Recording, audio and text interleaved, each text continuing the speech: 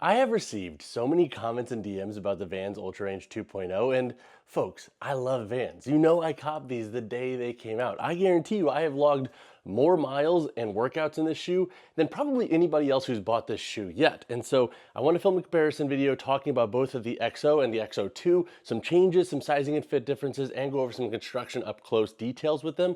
So 4 major differences to note between the EXO and the EXO 2 is number 1, the sizing and fit. Let's talk about the biggest elephant in the room right out of the gate. But my main complaint with the EXO was the width of the forefoot and the low volume upper. The EXO 2 has been made to be a lot wider and a lot more spacious. So that is a big win here. And it's funny because I have published so much content on the EXO, and my main gripe has always been the width and sizing and fit. And most of your comments too have been about that. So what does that tell us, y'all? With enough brute strength and complaining on the internet, AKA saying, we're gonna stop giving you our money unless you make this wider, Vans will listen. So this model now has a beefier upper volume through the forefoot and midfoot. Honestly, a really nice change there. And the materials in the EXO 2, which I'll talk about in a second, also feed better into a better fit in my opinion. And then also just looking at the platform of the shoe, you can see that the base of the forefoot here into the taper has been made wider. So I have an E to double E width foot.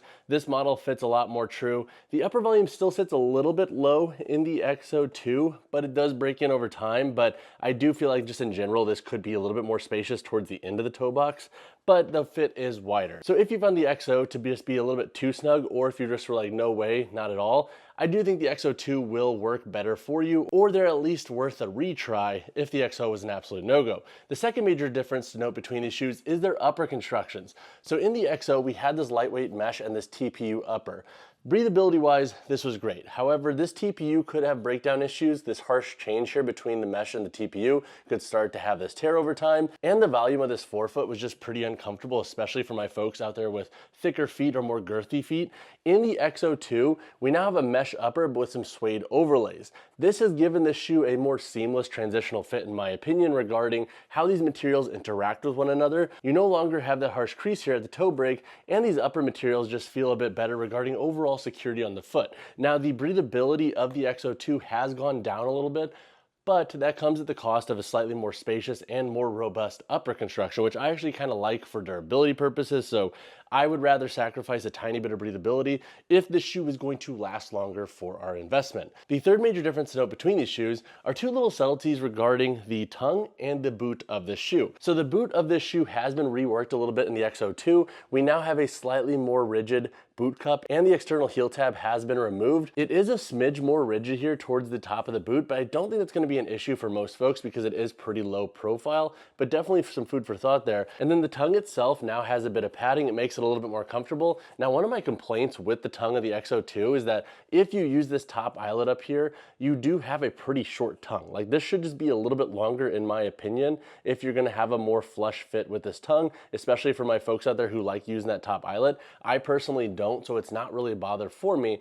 But if you use that top eyelet, it kind of just drowns out the tongue. And then looking at the EXO, we had this external heel tab. The boot is a little bit more padded towards the top, which I personally really like. And then the tongue itself didn't have padding, and it was a little bit wider. And I honestly find it to be a little bit taller. So that said, the tongue change in the EXO 2, I like the padding. I think that was a nice step to give you this shoe a more secure and comfortable fit. But the length, it's a little bit interesting, and I don't know if everybody's gonna love that about this shoe. It's one of those construction updates where I'm just kind of questioning and wondering why. The fourth major difference to note between these shoes is their outsole constructions. So over here in the EXO, we had this diamond tread here. We had more exposed foam throughout, and this can be problematic for long-term durability of the shoe if you wear them outdoors in wet climates, dirty climates, etc. In the EXO 2, we have the diamond tread, but it's been shortened regarding the exposed outsole. This has given this outsole a little bit more of a robust and rigid feel, and personally, I like that from a longevity standpoint. If you wear this shoe like me as a daily driver and you're constantly beating them up outdoors, but then also in the gym, this is a good thing, I think, for just durability and overall grip. And then the midsoles here, just to talk on them, the texture on the midsoles is different, but when it comes to just the sheer materials used, they are very similar, so I'm not really going to touch on that too much. We saw that ultralight cush midsole in both models, and the overall shape and stack of these shoes is very similar as well. The heel to toe drop of the two, they have listed at 7mm, so for all my folks out there who think all Vans are 0mm, they are not. The EXO 2 comes in at 7mm, but now let's talk about some sizing and fit differences between these models. Right, so sizing and fit wise. So I have a normal instep, normal arch, and E to double E width foot. I found the EXO to be too snug for my foot, even though yes, I would wear them, but it was always a little bit punishing wearing this shoe. It was a dying, fleeting love for me to constantly have this on my foot. But that said, I went true to size in the EXO, and lengthwise they fit well, but again, the narrowness was a turnoff. In the EXO 2, I sized true to size in a Vans 10, and this model is unisex, so for all my folks who are shopping men's, women's, you can expect a very similar last construction with this shoe, because from what I know with this model, they are unisex sizing. Now, the length of the shoe I think runs true, and the width feels a lot better. So for an E to double E width foot, I think you should be safe in this shoe going true to size. Now, if you have a 3E, 4E width foot, you may want to go up a half size. That might give you a little bit more forefoot width where you need it most. But I think for narrow, medium, D, E, and even double E with feet, true to size should be the call in this model. Now, if you have a girthy foot or a very high instep, very high arch, you will want to keep in mind that this model will feel a bit snug through the forefoot still. It's gonna take some time to break in. With this heavier mesh and suede overlay with this little TPU layer here, it's gonna feel pretty heavy. So I would say give it a week or two and that should feel better. But if it's completely cramped and you're like, absolutely not, then this might just still be a shoe that doesn't align for your foot anatomy. And then also for my higher instep and higher arch folks, this tongue here, you're gonna wanna play with it a little bit because with it running short and having your foot be a little thicker, you're gonna wanna play with it, I think, just to get your security right whenever you're laying it right before you wear them out and about. All right, so now let's go over the weight, heel, toe drop, and insole differences between the UltraRange 1 and the UltraRange 2.0 here. So in my size 10 model here, we have a weight of 9.30 ounces. In the UltraRange 2, we have a weight of 11.85 ounces. Again, the upper materials in this shoe make it a little bit heavier. The heel to toe drop for the UltraRange 2 has been listed at 7 millimeters, and I believe that's very similar in the UltraRange EXO 1 here. And then looking at the insole, neither shoes have removable insoles. They are held in with an adhesive. So if you choose to take the insole out in either of these shoes, keep in mind that it might not go in perfectly flush because that adhesive. I would advise not doing that if you can in these shoes just to prolong the overall insole durability of your model. All right, so now let's do a construction overview of the UltraRange EXO and the UltraRange 2.0 here. So in the EXO, you had this TPU overlay that covered the forefoot and then wrapped into forefoot,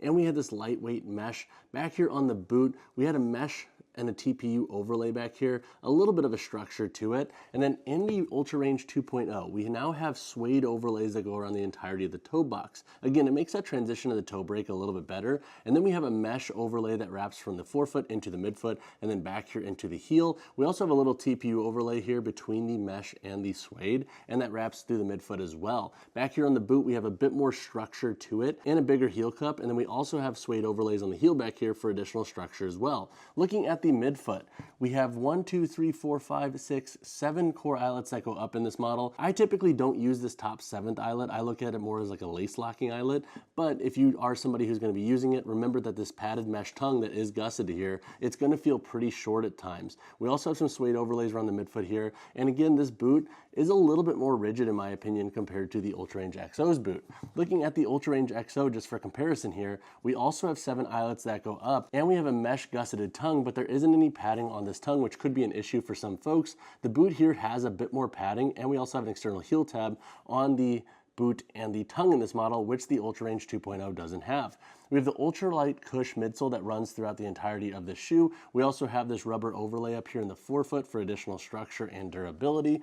In the UltraRange 2.0, we have a very similar forefoot rubber, and then we also have that ultralight cush midsole that runs throughout the entirety of the shoe as well. Looking at the outsole, we have the diamond tread in the UltraRange 2.0. We also have a cutout here in the midfoot for additional flexibility, and some light cutouts up here in the forefoot and heel for additional flexibility as well. Again, this outsole has been reworked. I think it's a little bit more rigid and a little bit more robust than the UltraRanges. Looking at the UltraRange outsole, you can see we have more cutouts throughout the diamond tread, and it has the same level of flexibility, if not a bit more in my opinion, compared to the UltraRange 2.0. So that is one of those trade-offs with this design change. And then once again, the insoles of these shoes are not removable, but if you have additional questions on the construction differences, drop a comment down below. All right, y'all, that wraps up my comparison of the Vans UltraRange EXO versus the UltraRange 2.0. Honestly, I feel like the UltraRange 2.0 is one of those shoes that takes 2 steps forward and then like maybe a half step back just for some of the weird construction details that go into this shoe. For example, we lost some breathability, we also lost some flexibility, we also have a pretty short tongue if you use this top eyelet,